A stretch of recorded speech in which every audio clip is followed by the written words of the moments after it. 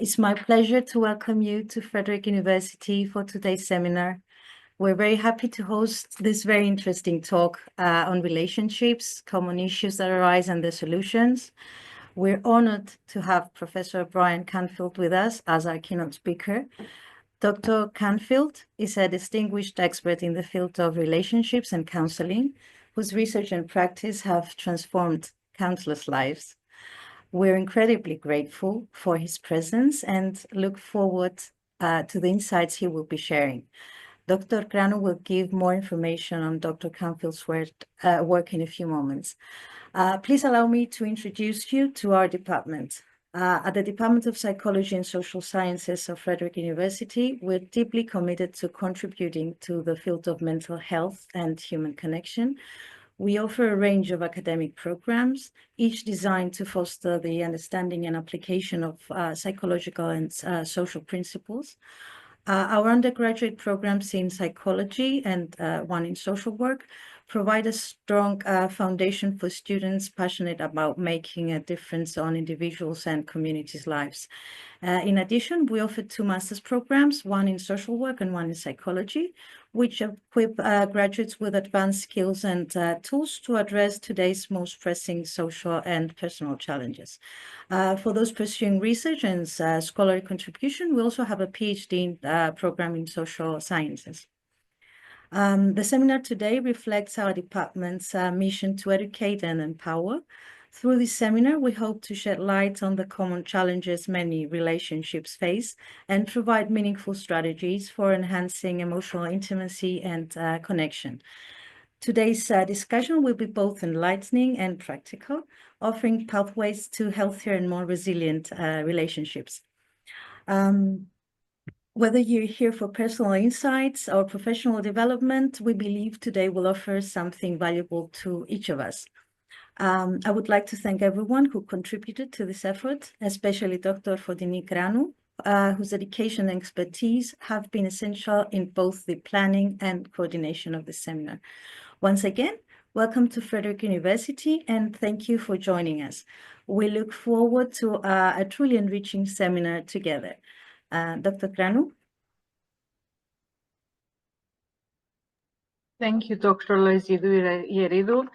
Thank you, Dr. Canfield. Thank you, Mrs. Maria Ioannou, for co-hosting this event. Thank you to Mrs. Christina Chatalas, who has been helping us all along with the coordination of this webinar.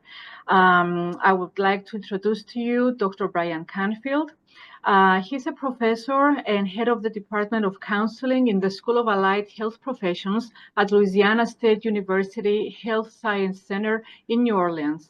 He has taught at the University of Louisiana, Southeastern Louisiana University, University of San Diego, Southern Arkansas, Barry University, Florida, Florida Atlantic University, and he has served as a department chair, vice president for academic affairs, associate dean, and clinical director.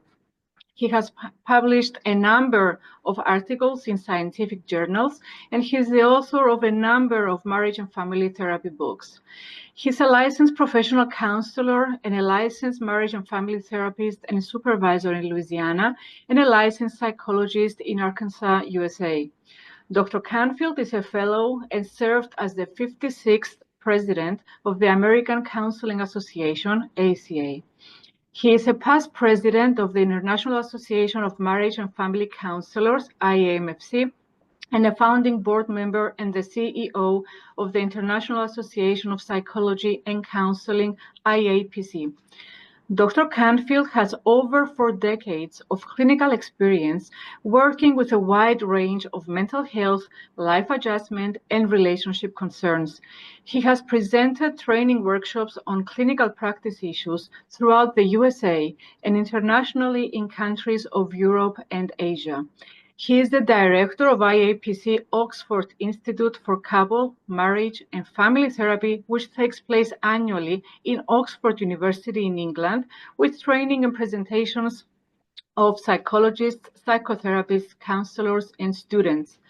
On behalf of everyone who is attending this webinar, I would like to express our deepest gratitude for what I know will be a remarkable presentation.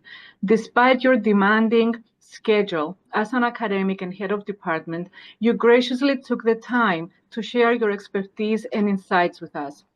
Your thoughtful approach and engaging delivery will not only be enlightening, but also incredibly impactful for our audience.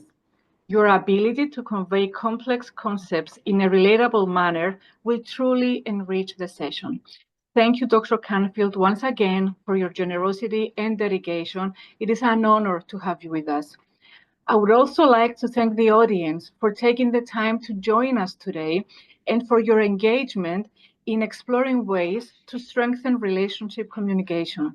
Your presence and interest in this important topic show a true commitment to building a healthier and more meaningful relationships. Thank you. And now I will give the floor to Dr. Brian Canfield to introduce himself and begin his presentation. Thank you, Dr. Cranow. With your permission, is a first name okay in terms of addressing my colleagues, Fotini? Would that be all right? Yes, of course. Okay, great. First of all, thank you for such a lovely and impressive introduction. I was thinking, who is this guy that you brought in? He sounds fairly impressive. So that's a great write-up you gave. But the honor's mine. I am absolutely thrilled to be here with you today. And I know we have a good audience participating in the webinar, quite a few from Cyprus. I know we have a few from the US and maybe some other places as well. When I was approached to present this webinar, we talked about a number of different topics, and Fotini was gracious enough to allow me to suggest that maybe we talk about marriage and relationship issues, because that's kind of a ubiquitous concern that most people, whether you're married or not, it impacts your life either as a member of a family, part of a connection, but it's a real challenge. In addition to being a university professor and educator for the past 4 decades, I've always maintained an active clinical practice. And about 20 years ago, I made the conscious decision to focus primarily on dyadic relationship issues, couples, relationships, and marriage, because to me, that's one of the key aspects in terms of developing a healthy, functional family and a healthy, functional society. So what I'd like to do is to share some information I have with you and to leave ample time for questions and answers. And I apologize that I do not speak Greek, and so the presentation is in English, but my understanding is that a lot of our colleagues and friends in Cyprus have a strong command of English. So that makes my job a whole lot easier with that. So I'm going to go ahead and pull up a PowerPoint presentation and then kind of go from there, if we could.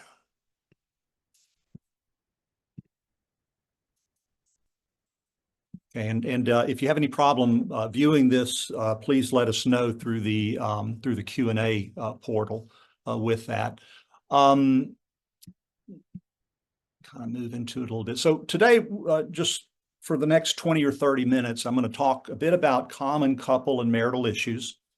Some of these are going to be self-evident, and others, it may be some new information for you to kind of take home with you on that. And then we'll talk about possibly some strategies for addressing issues in terms of marital and relationship issues. So one of my favorite philosophers, of course, happens to be Greek, and that would be Socrates. And Socrates says, by all means, marry. If you get a good wife, you will be happy. If you get a bad one, you will be a philosopher. So I'm wondering what that says about Socrates. We could speculate on that as well, but you know, it's interesting because, of course, Greece and you know, the Greek world is really the foundation of our philosophical educational grounding in the West. And so, as an American, someone of European descent, we have you know, owe a great deal to what Greek culture has provided in terms of the world. Another quote that's one of my favorites is by a family therapist from Houston. He's passed away several years ago, but Dr. James Framo. And his definition of marriage I find very interesting. He says, marriage is nothing more than 2 alien tribes sending out their respective emissaries to do battle to decide whose traditions will survive into the next generation. So one of the things we know about marriage is that you have two people who are trying to form a union for mutual benefit, and they come from different families, different backgrounds, different traditions. And even in those couples who have similar cultural backgrounds, there are going to be differences. It's been said that every relationship, every marriage is an intercultural relationship, and I think that's true to some extent.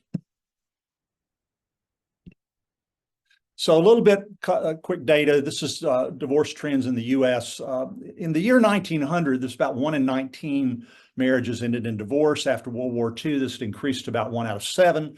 And the high point in the 1980s, the divorce rate hit about 50%, 1 out of 2. And today, approximately 45% of marriages will end in divorce. Now, that's a scary statistic. If you were told you're going to get on an airplane to fly to another city, that there's a 45% chance that plane's going to crash and burn, you probably would give second thought to getting on that plane, because the risk factors are there. But yet that's the data we have about marriage. Now, when we kind of look at that in terms of Cyprus, we know that throughout Europe, the trend is that marriage is decreasing while the number of divorces is increasing with that. So that's not a good trajectory in terms of societal development. There are many countries that are experiencing a problem in terms of childbirth and being able to have replace people, because you typically have to have about 2.1 births per female in order to maintain the population. And in a lot of countries, it's much lower than that. Japan's probably the most dire. I think they have maybe like 1.2, 1.3 births per female. And so their population is aging, and it's not being replaced by younger people. Now, the interesting thing I found out about Cyprus is that Cyprus has one of the highest marriage rates in Europe.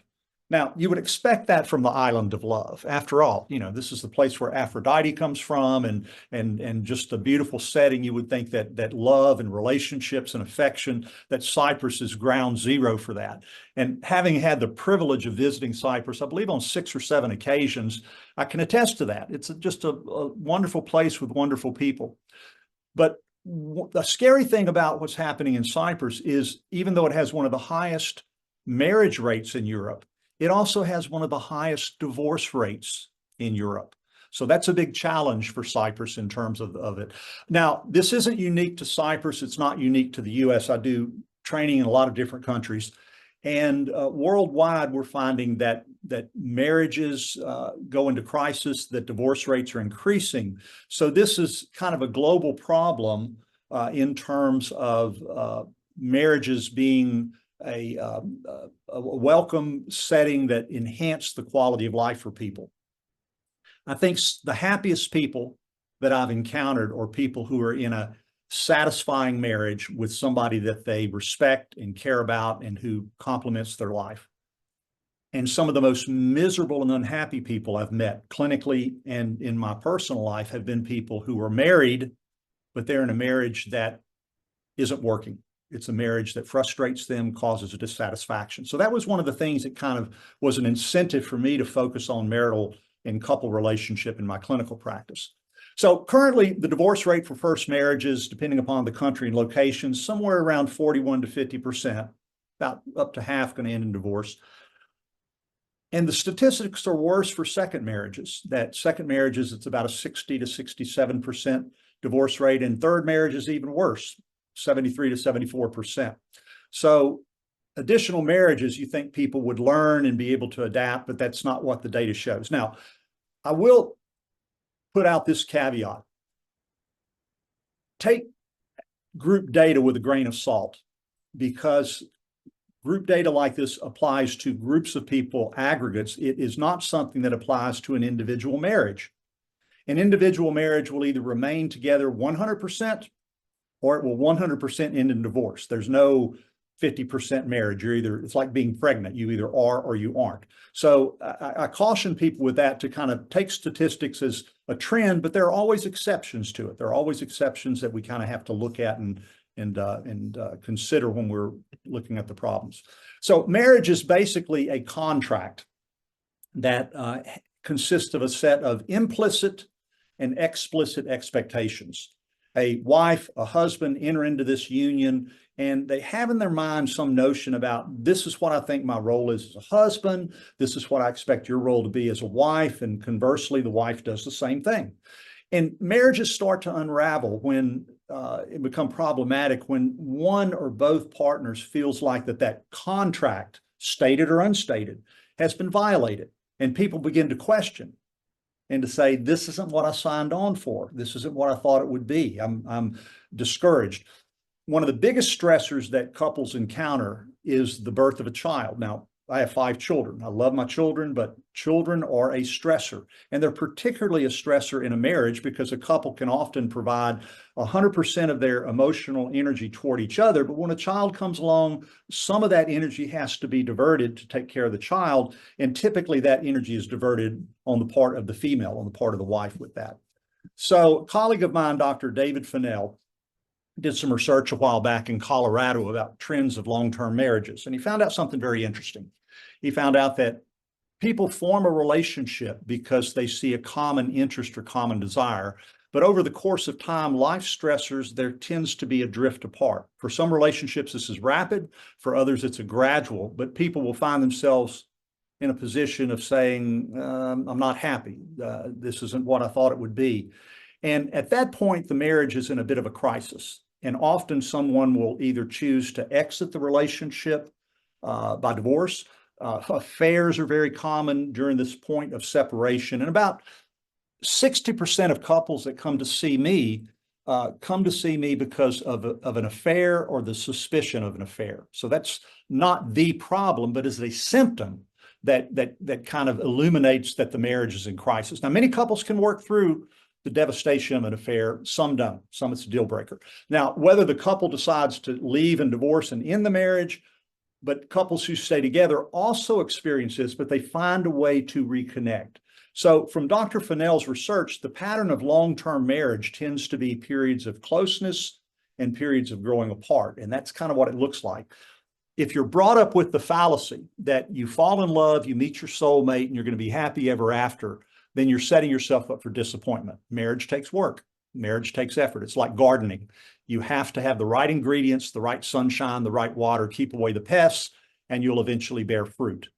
And a lot of people have, I think, unrealistic expectations about what marriage can provide. And as a result, they become very dissatisfied about it. So successful marriage is not a subjective feeling of love and affection toward one's partner. This typically ebbs and flows over the course of marriage. The key to a successful marriage is commitment. If you make the commitment to stay together and find solutions to the problem, then the vast majority of couples are able to do that. But in our instant gratification society, you get to a point where you're unhappy. I'll exit and I'll find someone else who will make me happy. The problem is that, as we see with second and third marriages, the statistics are kind of against you, that you're going to have increased dissatisfactions. So let me talk just a little bit about the most common issues with which married couples struggle. And I am going to leave some time for questions and answers. So if you have something, jot that down and we can certainly chat about it. The number one issue that married couples struggle with in the US and in other countries is conflict over money and finances. It has nothing to do with the amount of money that comes into the household. I have medical doctors and politicians and very affluent business people who are on the verge of divorce over finances because of the sense of how money is allocated, the sense of control, the sense of entitlement. So that's the number one issue, is to, and I find that couples are often very reluctant to talk about honest issues about finances and money. So a lot of people will have secret credit cards, they'll have a secret stash of cash from their partner and are not able to kind of address those issues directly. The second most common issue is issues that have to do with in-laws and other family members. And this is more often emerges with second marriages where you have blended families and perhaps children from previous relationships that have to be integrated into a functional family relationship. And so that's the number two issue that couples bring into to therapy. Number three is conflict over parenting issues. Again, some parents may be very, very strict, and others may be very, very liberal and accommodating with children. The research is very interesting. The research shows that children who are brought up in a very strict household tend to do quite well, and children who are brought up in a pretty liberal, laissez-faire household do pretty well. The children who have problems, or when the rules vacillate and they change between strict and open. So consistency, agreement is very important. And so when parents have different philosophies, that creates problems for the children. So the critical thing is for a couple to be able to agree upon and support each other on parenting issues and negotiate, how are we going to do this? You know, we're going to raise our child this way or that way. So the conflict over parenting is the third most common issue. And then fourth is intimacy and sexual dissatisfaction. Now, a lot of people would think that would be at the top of the list, but it's really not. It's really number four, and it's kind of down there. And I always inquire about sexual emotional relationships with a couple, because to me, it's a good barometer of the overall health of the marriage or the relationship. We're born as sexual creatures. We don't have to be taught for our bodies to respond accordingly. And so the main thing is to remove the impediments that prevent a satisfying sexual relationship. But those are the four most common issues that emerge. Now, the thing about the issues, those aren't the symptoms that bring people into therapy. The number one symptom that brings people into counseling or therapy is infidelity, having an affair.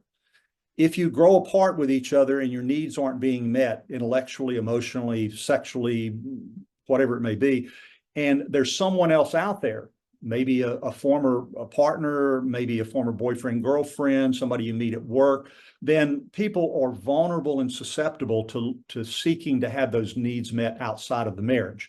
And it creates and exacerbates the problems with that.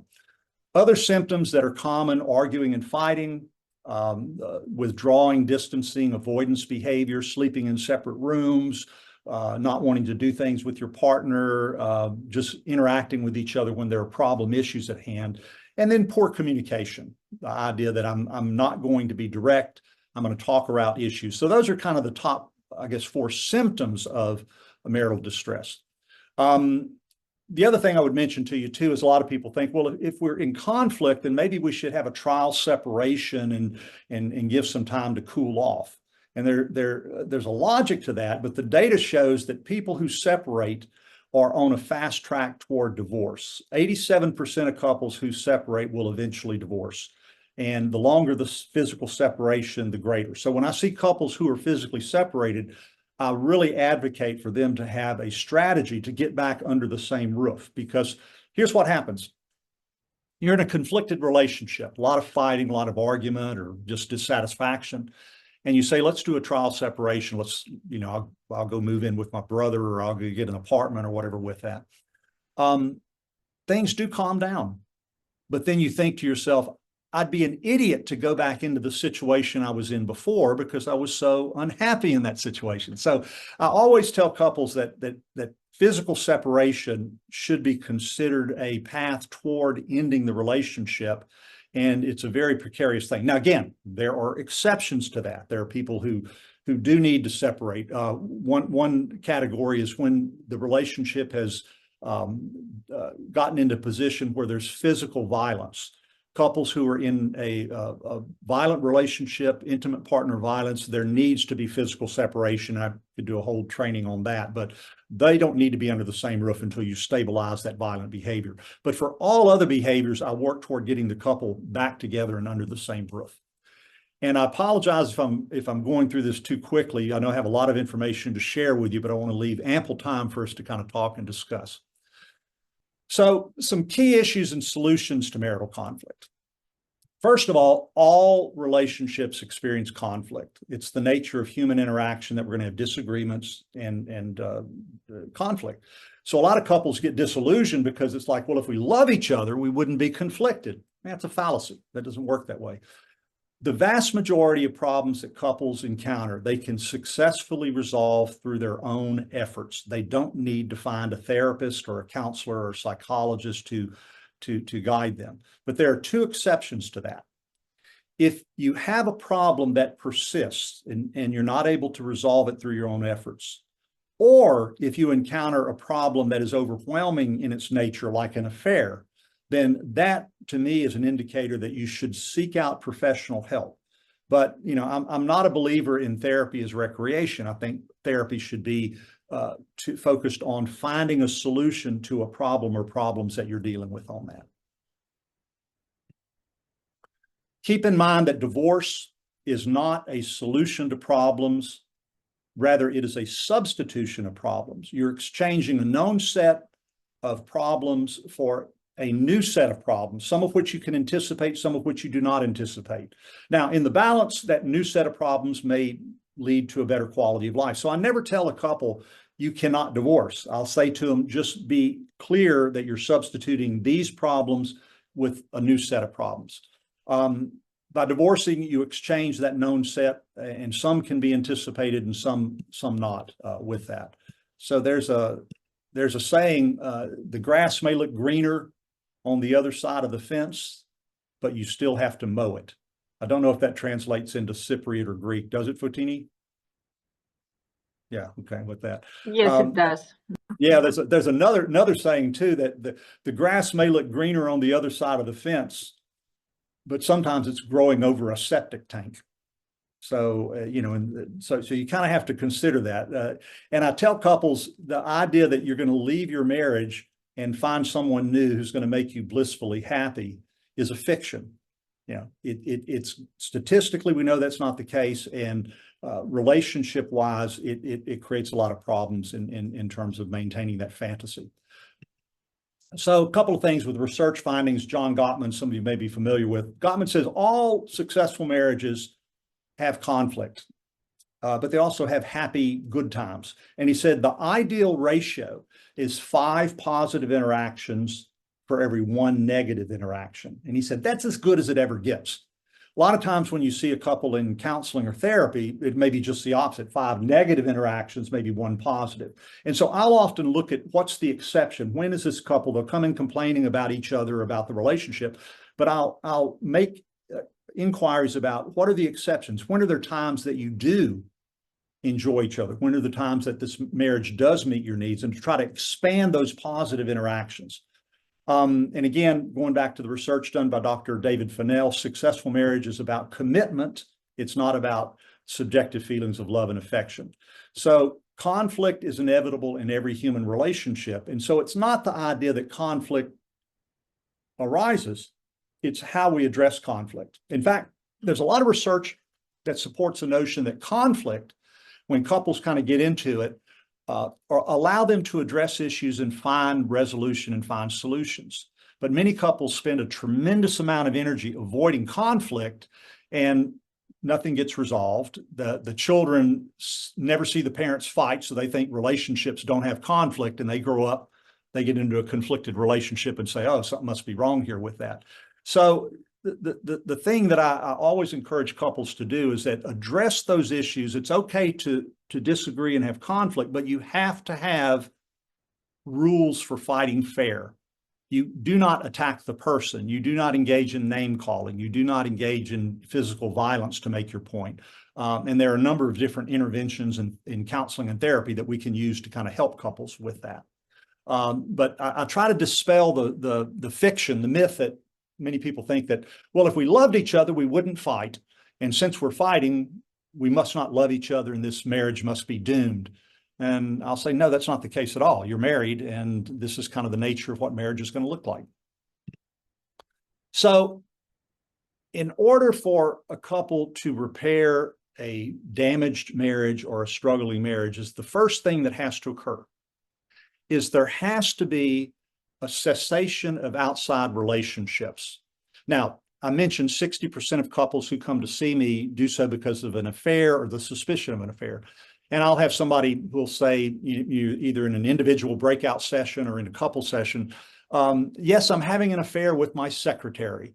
and I want to end it. I'd love to be in a happy marriage, but my secretary does things for me that my wife doesn't. So if you can help my wife and I improve our marriage, then I can end that affair with my secretary. And I say to them, it doesn't work that way.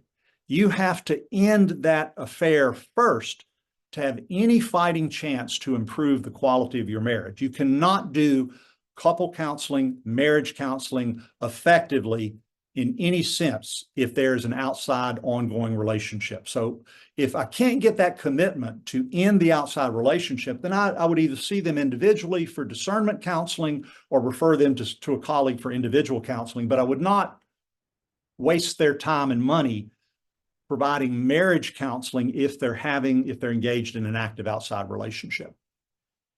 I ask couples to focus on improving the marriage, that this is an option to divorce, an alternative. And I extract from them a time-limited commitment, usually 3 to 12 months, in which I ask them to make a commitment to each other that during this period, there will be no threat, offer, suggestion, consideration of separating and divorcing while you're working on improving your marriage. Because the process of improving your marriage is like watching the stock market. There's going to be ups and downs. And it's very common when people have a bad day or a bad interaction to say, well, if you don't like it, there's the door, or maybe we need to get a divorce. And at some point, somebody's going to call them on that and say, yeah, it's probably a great idea. Let's do it. I'll call a lawyer on Monday. So I get from them a commitment to a time-limited 3 to 12 months, whatever they're willing to commit to, that to work on the relationship, no consideration of separation and divorce, no talk of that. And then after that period, they take stock of the situation. And then you can make a decision to either continue working on the relationship for an additional extended time-limited period, or you end the relationship if you feel that's in your best interest. But what you want to remove from the couple is that hair trigger where the next argument, the next blow up, somebody pulls the trigger and threatens or walks out the door and leaves the relationship. So I try to take that away as a risk factor with it. I'll also ask couples as part of the process to do kind of a relationship audit, list down concerns and problems regarding your marriage, list down things you would like to see different, concrete and specific. But I also have them as homework list the benefits they currently enjoy in their marriage. It may be financial support, it may be having a partner, it may be having a co-parent, because often people are focused on the problem issues of the relationship, and the positive things are obscured. So I think it's very important to kind of list out, these are the problems, but these are also the benefits that if we do in this marriage or we do in this relationship are going to go away, and to factor that in your decision making. Ultimately, any decision to marry, to stay married, to divorce belongs with the couple. It does not belong with the therapist. And while I'm very pro-marriage and I encourage people to work out problems, I respect that is their right to work in staying in a marriage, or it's their right to exit a marriage if they choose to do so. So I'm there to help. I'm there to provide some knowledge and skill and structure, but I'm not there to dictate to them what course of action they need to take. I do want to just mention that one of the organizations that I'm involved with and Dr. Cranow's involved with is the International Association of Psychology and Counseling. Would love for you to visit our website. We do some programs. There's an active chapter in Cyprus and in Greece that Fotini serves as chair of. I serve as on the board of directors, as does Dr. Cranow. But we would love for you to get involved with that if you're a professional or a student or just somebody who has an interest in those kinds of issues. So what I'd like to do maybe is to shift gears a little bit and open it up to some questions or discussion, if that would be okay. And I apologize if I zip through this information, but normally these are things I could talk about for days and days. Professors love to hear themselves talk, so it's good to kind of calm down a little bit. Fotini, you want to kind of take it from there and maybe field questions, or what would be the best way for us to go? Yes, let's have a look at the Q&A. And I will be typing some questions, or would you like for me to read them out loud to you?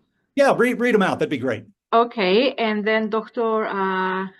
Loizidou Ieridou, if she also sees some questions, she can also read them out loud. I will begin with a few that I have here in front of me. Okay. how can couples support each other's personal growth while maintaining a strong partnership? That's an excellent question.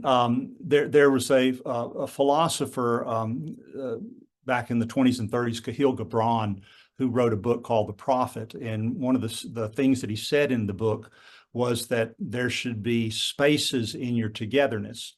So the healthiest relationships balance intimacy, closeness as a couple, with autonomy and separateness. And there should be a mix of both in that. So I think people have different tolerances in terms of the intimacy and closeness they feel toward another person.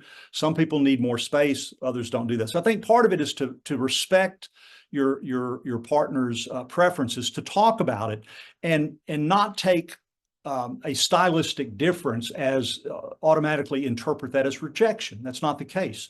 Now, if you see people who are close and they start to kind of drift apart with that, then that's another indicator with that. But natural interaction is some people are going to need more intimacy and closeness than others do with that. So I think the key to that is going to be communication and talk with your partner without being accusatory. Thank you, Dr. Canfield. And then I have another question. What are some signs that a relationship might need professional help or counseling? We talked about when it's time to see a counselor. Can we be a bit more specific on a few more signs that the relationship should go to counseling? Sure. Well, the signs you're going to see, and John Gottman talked about this in some of his research, if your partner is displaying to you or you're displaying to your partner a sense of contempt, if you're being avoidant of each other, if you're being defensive, those are definitely red flags that there's friction in the relationship with that. The two determining factors I'd mentioned earlier are, the 95% of problems you can resolve through your own efforts. But if you're unable to resolve it through your own efforts and it persists, then that is an indicator that professional help should be sought out. The other situation is when you encounter something that is so overwhelming by its nature that you should seek out professional help. An affair would be an example of that. Someone who maybe the death of a child, often that brings couples closer together, but it can also explode and send couples separately. So if you encounter a life event that is really overwhelming to you, I would seek out professional help early. And if you have a problem that persists, it may be intimacy or sexual dissatisfaction, and you've tried to address it through different ways and you're not seeing any progress, then I would definitely seek out professional help. The general rule of thumb is if one person wants to have couple or marriage counseling, then you should definitely go for it. The other person shouldn't be able to veto it and say, I'm not going to do that. Those shrinks are all crazy and they don't know anything anyway. That's a common issue. In the United States, 40 years ago, the biggest impediment to getting help was stigma. People thought only people who were crazy go to see counselors or therapists. But in the US now, folks are very savvy. They recognize that there's a lot of benefit to seeking out professional help. The biggest impediment we have in the US is access to affordable care. It's not access to quality care. Now, I'm not sure about that in Cyprus. I think you probably have a better handle on it in terms of being able to fund services through the health system or whatever. But if there's doubt, seek out help, is what I would say. It actually is more accessible in Cyprus than it sounds to be in the USA. I have another question that came in the form of 4 different questions, so I grouped it as one. How can couples keep their romance alive amidst the routine of daily life? Well, one of the things is carve out time for it, because one of the biggest impediments to intimacy with couples is fatigue. They're worn out. Okay, I work 8 hours a day, then I got to come home and feed the kids and give them baths and put them to bed, and 9 o'clock becomes 10 o'clock, and there's my partner on this side of the bed, and there's my pillow on this side of the bed, and I'm just beat and tired. The pillow wins out. So I tell couples, schedule time to be with each other. Don't wait to the end of the day when one of you or both of you is exhausted to have quality time together or sexual intimacy together. I'm a big believer, and I do this with most couples work, of having what I call date night. And that is schedule one time a week for the two of you to go out and enjoy each other's company. It can be going to the park, it can be riding bicycles, it can be going to a movie, going out to dinner. And the only thing I say on date night is do not talk about problem issues. Don't make it a spontaneous therapy session between the two of you. Date night is about connecting and spending time to enjoy each other's company. It's not there to have an argument over dinner. So I think carving out time, prioritizing time to be with each other is one of the best antidotes to that drifting apart and not being connected. Thank you. We have, I see two new questions. How can couples rebuild trust after it's broken? Boy, that's a tough one. And here's what I tell folks is that I use the analogy that trust is like you have oak trees in Cyprus, a big tree with foliage that gives a lot of shade. And what I say is when trust is broken, it has to be rebuilt and it takes time. But trust should not be the goal. The goal should be to create a relationship where you better meet each other's needs, and trust will eventually emerge. And the analogy that I use is like a big tree. You may say, I want shade, but you can't create shade. But what you can do is you can plant a tree, you can grow a tree, you can water the tree so that it becomes healthy, creates that foliage, and it will produce shade. So shade is the result, but you can't create shade. You can grow a tree. Same thing with a relationship. You can't create trust. You create the components in the relationship that ultimately will result in re-enhanced trust. Because once trust is broken, it can be very, very difficult to reestablish. But it can be reestablished, again, if there is a commitment on the part of both partners. We have another question. I will read it. When a person says that her marriage has ended 10 years ago, but she feels guilty to leave him, what can you propose to her when she asks for help? Well, first I would challenge the assertion that the marriage has ended 10 years ago. What's happened is that the marriage has gotten into a bad place 10 years ago, and she's not happy in it, and she's miserable, and she stays in it for whatever reasons. I have children, I'm financially dependent, and that sort of thing. I'll have couples who come to me and they'll say, the only reason I'm married, the only reason I stay in this marriage is because we have a child or we have children. And I'll go, okay, that's actually kind of a valid reason to stay married, to keep your family intact. But if you make that decision to stay in your marriage because of the children, then you owe it to yourself to put effort into improving the quality of your marriage, because you deserve more than spending the next 20, 30, 40 years together and being miserable. So if they choose to stay in a marriage for children, if they choose to stay in a marriage for financial support, whatever the reason may be, then I encourage them, you make that decision for that narrow reason, you owe it to yourself to try to rebuild and improve the quality of your marriage. And that, I think, professional help would certainly be necessary with that. So to your friend who says her marriage pretty much died 10 years ago in a lot of respects, I would encourage her, you're still under the same roof, you're still interacting with this man, you still have reasons to remain married, there are positive things this marriage provides for you, and I would recommend and get them into marriage counseling with somebody who knows what they're doing to help them address those issues. You can always exit a marriage if you think it's in your best interest, but I ask couples to explore every possibility of salvaging the marriage if that's possible. And another question, do you feel that people are more superficial and irresponsible nowadays and thus leave relationships easier than they used to in the past? Wow, that's a great question.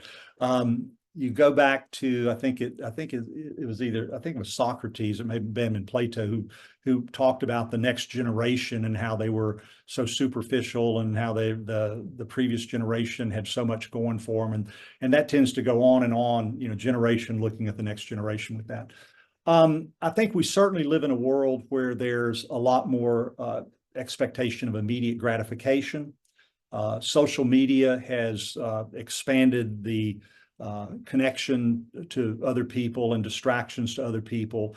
So you'll have folks who will have an affair online that's not sexual, but it's emotional, that can be destructive with that. But I wouldn't make a global statement about all people in that generation. I think there are certainly some who succumb to the changing dynamics that we have in our society, but there are others who seek out traditional satisfaction in a relationship and commitment with that. When we talked about a statistic of 45 to 50% of marriages ending in divorce, that means 50 to 55 stay together and don't end in divorce. Now, not all of them are going to be happy unions, but it at least says marriage remains very popular with that. So are there factors in society that create challenges for marriages today and relationships today? Absolutely. But I think fundamentally the same expectations are there. You're looking for somebody to provide that support, to provide and enhance your quality of life and to share life with. Some people marry for love. Some people marry for more practical reasons. She'll be a good mother. He'll be a good provider. So regardless of the reason of why people come together, I think we do know that overall people who are married in a reasonably happy relationship are more satisfied in life, have a higher quality of life than people who are not married. Now, again, exceptions to that, but the aggregate data tends to show us that.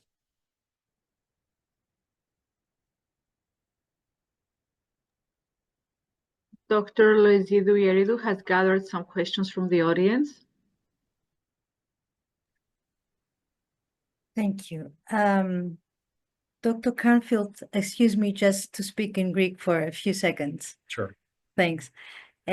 Καλησπέρα. Απλά ήθελα να σας πω ότι για όσους δεν κατάλαβαν ακριβώς πώς μπορεί να θέσουν τις ερωτήσεις τους, στο κάτω μέρος της οθόνης σας μπορείτε να δείτε ένα σημείο που έχει ερωτηματικό Q&A. Πατώντας εκεί μπορείτε να γράψετε τις ερωτήσεις σας. Ευχαριστώ. Thank you. I was just explaining to people how they can post the questions in the Q&A section. Just, okay, Right. Thanks.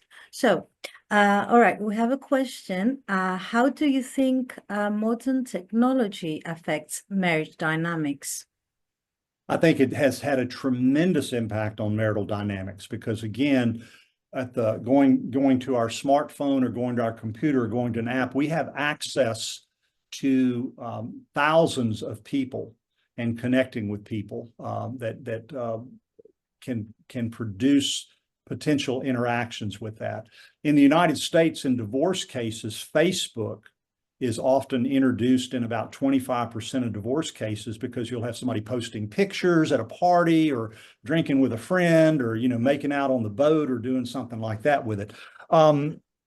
The paradox, though, is that even though technology has given us a means to access a lot of people around the world, I think there's also a greater sense of isolation. And I have 5 children. My youngest is 14, and he's a wizard on the social media stuff. But my daughter, who graduated from college, Catherine, this past May, they don't really have the sense of interacting with people face to face. A lot of things are done online and on social media. And as a result, I think many people lack interpersonal skills that are necessary to establish and maintain those kinds of close relationships. So is technology evolving in a way that moves us in that direction? Most definitely. But I think we're in such a state of flux with it. We don't know what it's going to look like 5 or 10 years down the road, but it certainly has changed the landscape of relationships. It's changed the way how people meet and connect with each other and maintain their relationships. So I have a keen interest in this as a professional, but also just in my personal life with my children about the role of social media with that. And I guess there's a big question mark. We'll have to see if this technology is going to be something that enhances relationships overall down the road, or if it's something that's going to cause an additional challenge to relationships. Thank you. Okay, moving on to another question. What might be the possible reasons that women feel bored or even disgusted to have sex with their partner after the birth of a baby, even after 2 years of the birth? What are the suggestions for both partners to do to resolve this? Yeah, that's not an uncommon issue, is that you'll have couples who report being very happy with each other, and then a child comes along, there's a pregnancy, there's the recovery physically from pregnancy, usually about 6 weeks or so. And women may report decreased libido, decreased sexual interest or sexual drive. So there can be a couple of factors that associated with that. One is that there is, for many women, a strong biological component that has to do with hormones resulting from that. And so the first thing I would recommend is that you work with your OBGYN, your obstetrician gynecologist, to look at factors in terms of hormones that may be impacting it. Depending upon the age of the woman, there could be menopause or premenopausal issues that emerge, and there may need to be some medication supplements. Even small levels of testosterone are necessary to maintain a sex drive. So that could be the issue. Now, that's what we would call the biogenic reasons for that lack of interest occurring. But there's also psychogenic reasons for that occurring. And that is, what's the health and nature of the relationship with the couple? Are they spending time together? Is the husband being supportive and attentive? A lot of times when a child comes along, a wife will feel overwhelmed, particularly if she works outside of the home. I've got to do all my customary work and then take care of this child and then be available to my husband as a partner. And women feel overwhelmed. So they'll turn to their husband and say, I need more help. And the husband says, but I'm putting 100% in already. I'm burning the candle at both ends and you want me to do more. So the husband feels resentment, the wife feels resentment, and they're going to grow apart as a result of that. So I think when a child comes along, it requires a renegotiation of the roles in the marriage and the tasks that need to be attended to, that need to be completed. So I think, again, this may be an issue that would be a catalyst to seek out professional help, because there's not a bad guy here. The wife is not a bad guy for not wanting sex, and the husband's not a bad guy for feeling neglected, that they're both struggling to get their needs better met. And I think professional help might be useful with that. But again, it could be a largely biogenic reason for that diminished libido. It could be largely a psychogenic reason, relationship-related reason for the decreased interest in sex or intimacy, or it could be a combination of the two. So I think consulting with medical professional, OBGYN, is a critically important, and then consulting with a clinician, with a therapist who has expertise in working with couples issues would also be warranted. Thank you. Very useful. A couple of more questions. Okay. Is there evidence suggesting that children of divorced parents are more likely to experience difficulties in their own relationships later in life?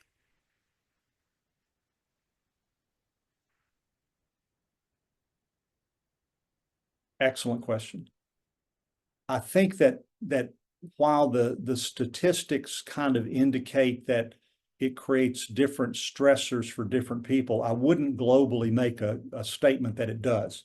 For example, I've had many people who come from a divorced family and they say, divorce is not something I want to experience. I'm going to be very selective in my partner, and I'm going to have a commitment to my marriage because I'm not going to go through that like my parents went through it. The other side is that people could say that, it's no longer the stigma to divorce in society like it was 40 or 50 years ago. So you hit a rough spot in your relationship and it's like, if I get divorced, a lot of people do. So it's kind of easier to get a divorce because you don't have the stigma, you don't have the negative connotations of divorce with that. So I'd say you would have to look at it on a case-by-case basis and not say, overall, children of divorce are more prone to divorce. I don't see data that supports that. But the idea of a child growing up in a family where Dad is the wage earner, the brings home the money. Mom is a stay-at-home mom taking care of the children. First marriage for both. Only about 7% in the United States of children grow up in that kind of household. That the majority of households are either maybe second or third marriages. There's been a divorce. There's been a blended family with that. So it can create challenges, but I think you have to look at it more on an individual case-by-case basis than to make a statement to say divorce is going to lead toward a higher tendency toward the child getting divorced. That's not necessarily the case, and I think in many situations it's just the opposite. It could compel them to be much more protective of a marriage and entering into marriage because they don't want to experience what their parents went through.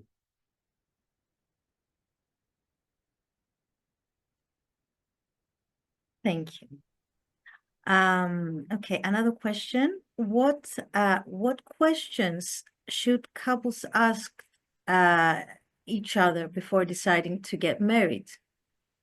Oh, that's before great. deciding to get married. Well, keep in mind that marriage in many countries is a union between three entities. It's a union between the church, between the couple, and between the state, because it becomes a legally binding kind of union with that.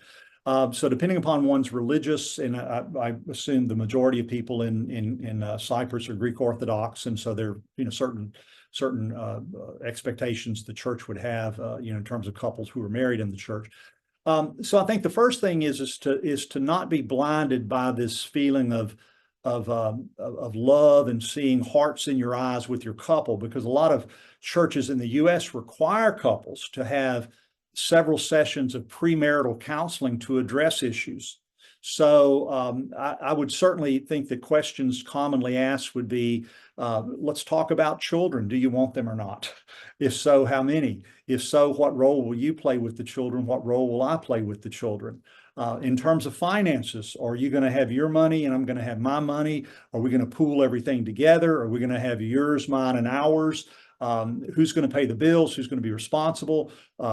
You make 90% of the income, I only make 10% of the income, but you expect me to split the bills 50-50. So those kinds of things have to be negotiated. And I think the practical aspects of how you're going to live your marriage need to be addressed before you marry. But a lot of couples, because they're so infatuated and enamored with each other and so in love, they think, well, love will conquer all and these things will just kind of fall into place. And they don't. It's often 2 or 3 years after you marry or after the birth of a first child that these problems kind of crop up, and it's like, oh, I thought it was going to be this way and you thought it was going to be that way. So I think having that conversation either together, doing it through a professional who can do premarital counseling would be good insurance that would be helpful. And we have 2 more questions. It would be interesting if you could recommend us any special therapy that could be followed by the wife or a husband in order to mitigate the jealousy in the relationship, as it undoubtedly triggers conflict in a relationship. Right. Yeah, that's an issue that can come up and really poison and sabotage satisfaction in a marriage. A couple of things with that. The first thing I would recommend is always give your spouse the benefit of the doubt and assume that they're doing right by you. If you have a suspicion that they're cheating on you, or you have a suspicion that they're doing something, then you're going to be looking at them like a cat and mouse kind of thing, and that's not a healthy relationship. So I always recommend, always assume that your partner is sticking to their word and being faithful, unless you're confronted with evidence, compelling evidence to the contrary. Now, the risk there of assuming your partner is doing right by you is that if they're doing something behind your back, you run the risk of being played for a fool. But the constant suspicion is going to be much more toxic to the marriage than giving them the benefit of the doubt. So that would be the first thing I would recommend, is always assume positive intent on the part of your husband or your wife toward you with that. There's several things to keep in mind. A lot of people will say, well, I've got these issues and I need individual therapy. And once I kind of get my individual issues taken care of, then we can work on the marriage. And the research shows that that's really misguided for this reason. You cannot separate individual issues from relationship issues. They're interconnected. So what we find is that people who seek out individual counseling and a primary concern or complaint is relationship satisfaction, that typically what happens is because of therapy, they begin to feel much better about themselves, but they feel less positive about the relationship. So that's like, it's not me, it's him, or it's not me, it's her. So best practices says that individual counseling can be useful, but it should always be in combination with couples therapy, where the two people are in the room with the therapist to talk about issues. So individual therapy must be accompanied by couple therapy, or exclusively couple therapy. You can talk about the same issues as a couple that you do individually. If the person is feeling ambivalent about staying in their marriage, they're not sure because the jealousy is overwhelming them or whatever, then they might be referred for individual therapy that's called discernment counseling. Now, discernment counseling is time limited, usually about 5 sessions or less, to help the person come to terms with whether or not they want to commit to work on improving the marriage, because they have to make that commitment. And I'll have couples and I'll say, what part of you wants to stay in the marriage? What part of you wants to leave? And if they'll say, oh, well, 80% wants to leave and 20% wants to stay, I'll say, I encourage you to pursue that 20%. But if they come in and have made a decision to leave the marriage, then counseling's not going to happen. But as long as there's some percentage of ambivalence, that should be explored and dealt with on that. Jealousy is a tough one. And often it's been said that toxic jealousy is more about self-love than it is about love in the relationship with that. So approach it that give your partner the benefit of the doubt, but there should also be clearly defined boundaries in the relationship understood. For example, if your husband wants to go out and have lunch with an old girlfriend once a month, just the two of them, and they're saying, oh, there's nothing there, there's nothing sexual, I'm not attracted to her, she's just an old friend with that, that may or may not be something that goes over well with it. So I think you have to negotiate those kinds of boundaries so that both people feel comfortable with the nature of relationships outside of the marriage, so that jealousy is minimized.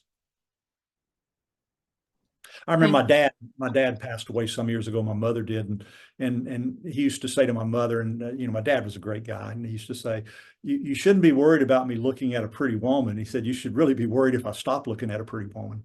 He said, because you're the love of my life. Because if I'm in a restaurant or in public and an attractive woman walks by, he's a man. He's gonna look, kind of thing with that. Some men will do it on the sly so they don't upset their girlfriend or their wife. But looking is not cheating. It's just kind of acknowledging that there are attractive people in the world. And we have one more question. It says, nowadays, young people increasingly choose to cohabit and prioritize spending quality time together rather than getting married. Do you believe that there will be a time in the future where marriage ceases to exist entirely? No, I don't think there is. I think marriage is going to have its appeal. Now, it may ebb and flow depending upon the culture and society. But here's the interesting thing about cohabitation. Is it back in the 70s and 80s, people used to think, well, cohabitation is a good idea. We need to get away from the moral stigma of living together, because you can get under the same roof, you can share a house, share a bed, share a flat, and get to know each other and work out through your problems, and it will be better for the marriage in the future. Well, here's a surprise. The research shows that there is no difference between the rate of divorce between couples who live together prior to marriage and those couples who do not live together prior to marriage, because the nature of marriage is different than the nature of a relationship outside of marriage, because it has that legal, often religious kind of connotation to it. So what I would say to couples, if you choose to live together for practical financial reasons or whatever, that's your decision. If it fits within your value system and whatever, no problems there.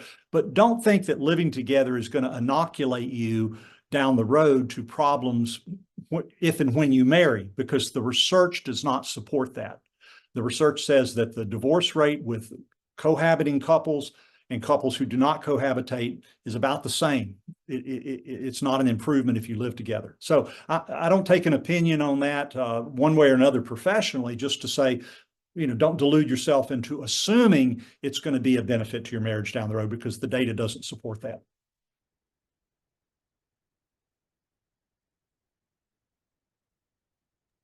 And yet one more question. Does self-improvement play a significant role in the health of a relationship? Does self-improvement play a healthy role in a relationship? Yes, but there's a caveat to it. I do quite a bit of work with clients who have substance use disorder, alcohol, drugs, various things like that. And one of the things that we find is that often when a person gets clean and sober and healthy, or they get into good shape, or they start eating right, the relationship doesn't survive. Now, why is that? Well, sometimes the relationship is based on one partner being impaired and the other person being the one who supports and rescues them and maintains them. So one person getting healthy is going to require the other partner to recalibrate and adjust to that. So yes, I think living a healthier life, living a longer life, satisfactory self-improvement is a very, very good thing, but it can produce a strain on the relationship because it does require the partner to kind of recalibrate in response to that. The ideal thing would be for the two of you to kind of get healthier together. This again might be a reason to seek out a therapist, is to say, I'm getting healthier, but my marriage it seems to be suffering because of it. Which seems paradoxical, but again, we kind of go with what the data tells us.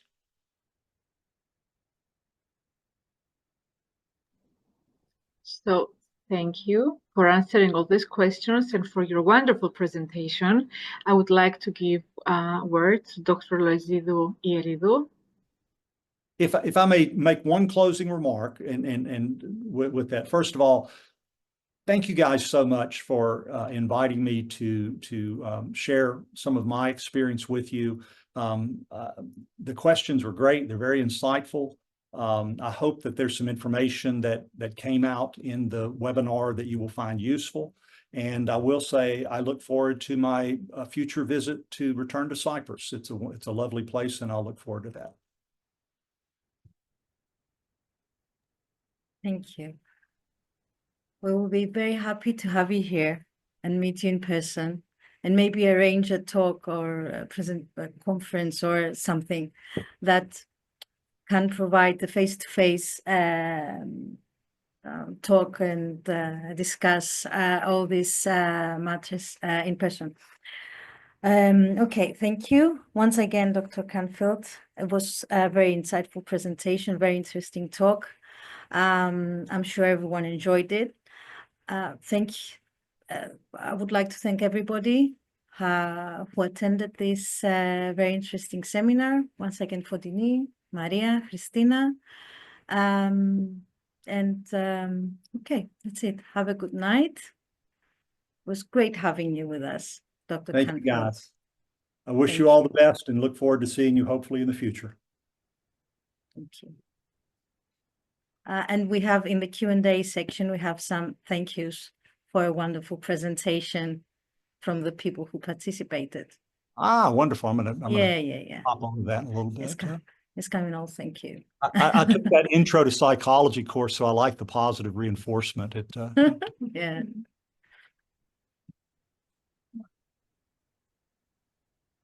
Well, I'm seeing chat, but I'm not seeing Q&A. Okay, well, let's see more. Oh, here it is. You may press the button on Q&A. Yeah, there we go. Okay. Oh, thank you guys so much. You're very gracious, and this means a lot to me. Thank you. Mm-hmm.